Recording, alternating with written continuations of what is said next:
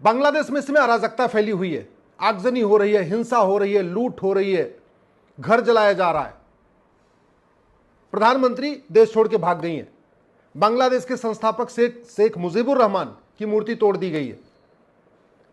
Police ने, वहां की सेना ने पूरी कमान अपने हाथ में ले लिया है। भारत में भी ऐसे आंदोलन होते रहे, कभी भारत ने तख्ता पलट किया क्या? कभी भारत के किसी प्रधानमंत्री को भागना पड़ा क्या? कभी भारत के राष्ट्रपति को भागना पड़ा क्या? कभी भारत के चीफ जस्टिस को भागना पड़ा क्या? नहीं। इसलिए मैं भारत के माननीय सांसदों, विधायकों, मंत्रियों, हाई कोर्ट के जजों और सुप्रीम कोर्ट के जजों से बहुत विनम्रता पूर्वक निवेदन कर रहा हूं कि आप पूरी दुनिया में जो हो रहा है उसको समझिए और उसके हिसाब से भारत के लिए योजना बनाइए। पाकिस्तान भारत का हिस्सा था, 1947 में वो हिंदुस्तान कहलाता था। कितनी बार सेना ने वहां पे तख्ता पलट कर दिया, कितनी वहां पे पॉलिटिकल अनस्टेबिलिटी है, कितनी बार वहां पे सुप्रीम कोर्ट का फैसला पलटा गया, कितना ज्यादा वहां आतंकवाद है, जिहाद है, मजहबी उन्माद है, कितने बड़े पैमाने पे वहां पे हिंदुओं को खत्म किया गया। बांग्लादेश को देख लीजिए, 1947 में बांग्लादेश भी हिंदुस्तान था, ईस्ट बंगाल था, ईस्ट बंगाल बांग्लादेश बन गया, वेस्ट पंजाब जाके पाकिस्तान बन गया। बांग्लादेश की स्थिति आज आप देख लीजिए। गंधार दुर्योधन का ननिहाल अफगानिस्तान भी हिंदू राष्ट्र था। अभी आपने कुछ ही समय पहले देखा था किस तरीके से लोग हवाई जहाज का टायर पकड़ पकड़ के भाग रहे थे।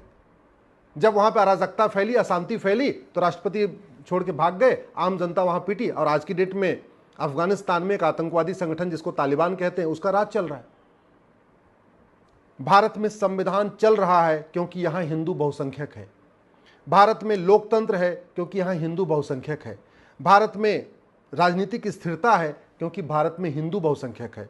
भारत में सबको समान न्याय मिलता है क्योंकि हिंदू बहुसंख्यक है। भारत में सबको समान अवसर मिलता है क्योंकि हिंदू बहुसंख्यक है। भारत के 80% बूथों पे शांति से इलेक्शन हो जाता है क्योंकि भारत में उन बूथों पे हिंदू बहुसंख्यक है। भारत में जहाँ जहाँ हिंदू खत्म हुआ है वहाँ पे पॉलिटिकल बूथों पे हिंसा भी होती है। आप बंगाल में देख लीजिए, कश्मीर में देख लीजिए, बाकी स्थानों पे देख लीजिए। तो ये बहुत सोचने की बात है कि भारत का भविष्य 20-25 साल के बाद क्या होगा। आज की डेट में हम भी बहुत तेजी के साथ उसी रास्ते पे जा रहे हैं जिस रास्ते पे कभी पाकिस्तान में हुआ था और बांग्लादेश में हुआ था। चलो और छोड़ लीजिए, ब्रिटेन में, इंग्लैंड में आगजनी फैली हुई है, फ्रांस में इसके पहले आगजनी फैल चुकी है, यूरोप में पूरी आगजनी फैली हुई है। कौन फैला रहा है? बाकी यूरोप और इंग्लैंड में आगजनी कौन फैला रहा है? घुसपैठी है। और भारत में तो 5 करोड़ घुसपैठी 2017 में आ गए थे। मेरी PIL सुप्रीम कोर्ट में पेंडिंग है। भारत की सभी राज्य सरकारों को नोटिस जारी हुआ है, केंद्र सरकार को नोटिस जारी हुआ है। ये बड़े दुख की बात है कि आज तक किसी न राज्य सरकार ने बताया कि घुसपैठियों को निकालने पर उनकी क्या योजना है, न केंद्र सरकार ने बताया। तो ये बहुत बड़ा अलर्ट है। हमको अफगानिस्तान से भी सीखना चाहिए, पाकिस्तान से भी सीखना चाहिए, बांग्लादेश से भी सीखना चाहिए, इंग्लैंड में जो हो रहा है उससे भी सीखना चाहिए, और यूरोप में जो हो रहा है उससे भी सीखना चाहिए।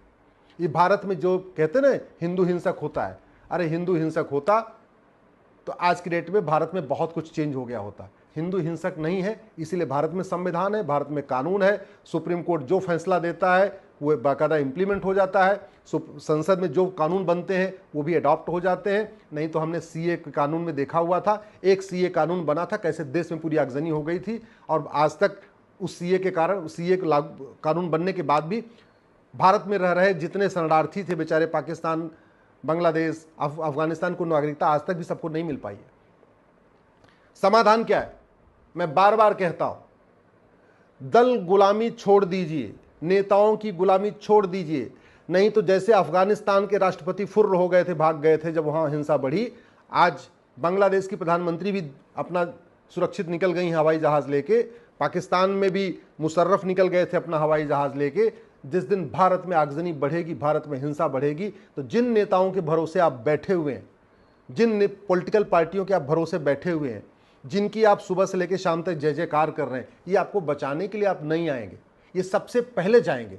जैसे बांग्लादेश की जैसे आगजनी बढ़ी, बांग्लादेश के प्रधानमंत्री निकल गई, पाकिस्तान में आगजनी बढ़ी, वहाँ राष्ट्रपति निकल गए, अफगानिस्तान में आगजनी बढ़ी, वहाँ के राष्ट्रपति निकल गए। वहाँ बची कौन? मरने के लिए, पिटने के लिए, अत्याचार के लिए बची कौन? अत्याचार सहने के लिए वहाँ की जनता। तो यही हालत आपके भी साथ होगा।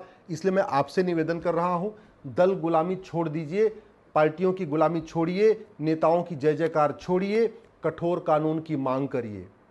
भारत के 9 राज्यों की डेमोग्राफी बदल चुकी है। 800 जिलों में से 200 जिलों की डेमोग्राफी बदल चुकी है।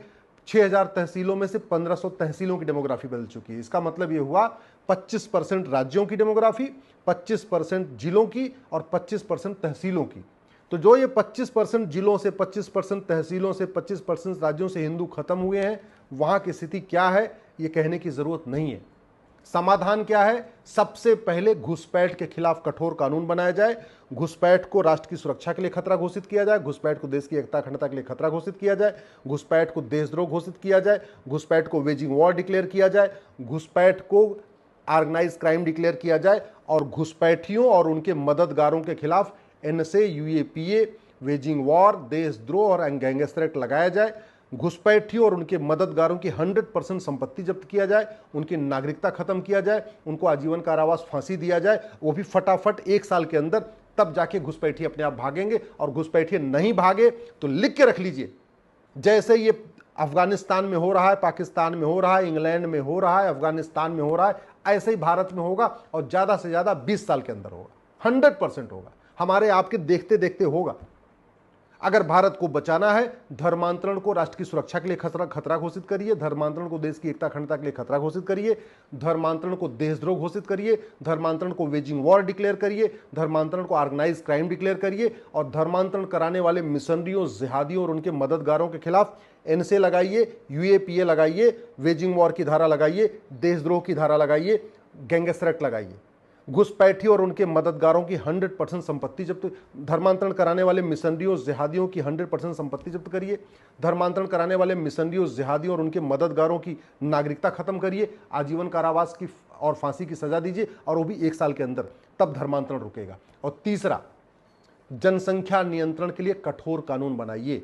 हम दो हमारे दो सबके लिए मैंडेटरी करिए। जो हम दो हमारे दो न माने उसकी नागरिकता खत्म करने का प्रावधान करिए। भारत का संविधान इसकी इजाजत देता है। आर्टिकल 11 में लिखा हुआ है कि संसद ऐसा कानून बना सकती है कि नागरिकता कब लेनी है, नागरिकता कब देनी है। तो जैसे वोटर आईडी जब देते हैं तो टर्म्स कंडीशन, भाई 18 साल का हो जाएगा तब वोटर आईडी में, तब वोटर आईडी मिलेगा। पासपोर्ट देते हैं, टर्म्स कंडीशन होती है। ड्राइविंग लाइसेंस देते हैं तो भी टर्म्स कंडीशन होती है। अगर आदमी नहीं मानेगा तो उसका ड्राइविंग लाइसेंस सीज हो जाएगा। अगर पासपोर्ट का वायलेशन करोगे, पासपोर्ट सीज हो जाएगा। हर जो भी हम डॉक्यूमेंट बना के देते हैं उसकी एक टर्म्स कंडीशन होती है। ऐसे ही एक नागरिकता की टर्म्स कंडीशन होगी। अगर भारत में धर्मांतरण करोगे, अगर भारत में हम दो हमारे दो नहीं मानोगे तो आपको भारतीय नहीं माना जाएगा। यही तरीका है। नहीं तो आप याद रखिएगा, अफगानिस्तान हिंदू खत्म, पाकिस्तान हिंदू खत्म, बांग्लादेश हिंदू खत्म, भारत के 9 राज्यों से हिंदू खत्म, भारत के 200 जिलों से हिंदू खत्म और भारत की 1500 तहसीलों से हिंदू खत्म।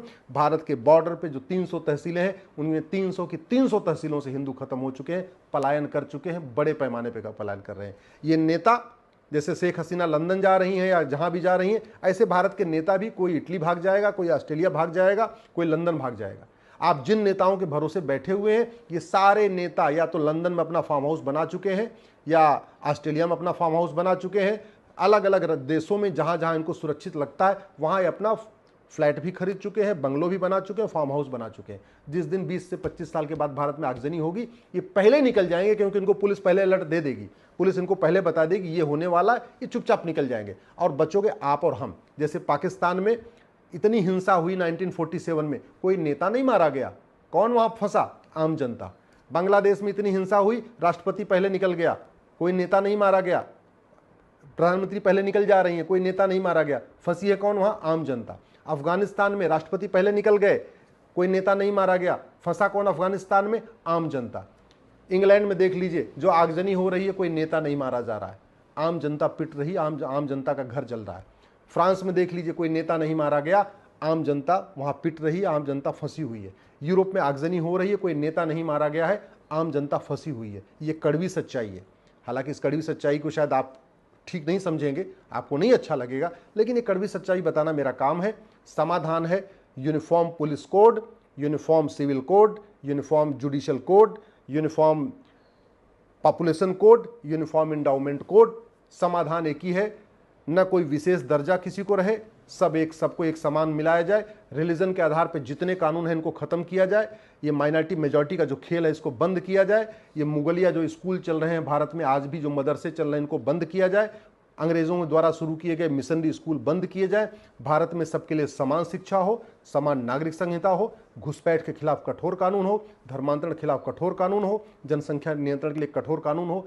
यही समाधान है। नहीं तो याद रखिएगा, जैसे अफगानिस्तान से खत्म हुए, पाकिस्तान से खत्म हुए, बांग्लादेश से खत्म हुए, जैसे बांग्लादेश जल रहा है, ब्रिटेन जल रहा है, अफगानिस्तान जल रहा है, पाकिस्तान जल रहा है, ऐसे ही पूरा भारत जलेगा। और वही दूर नहीं, 20 से 25 साल के अंदर जिन पॉलिटिकल पार्टियों के भरोसे बैठे हैं वो कुछ नहीं करेंगी, जिन नेताओं के भरोसे बैठे हैं वो पहले भारत छोड़ के भाग जाएंगे।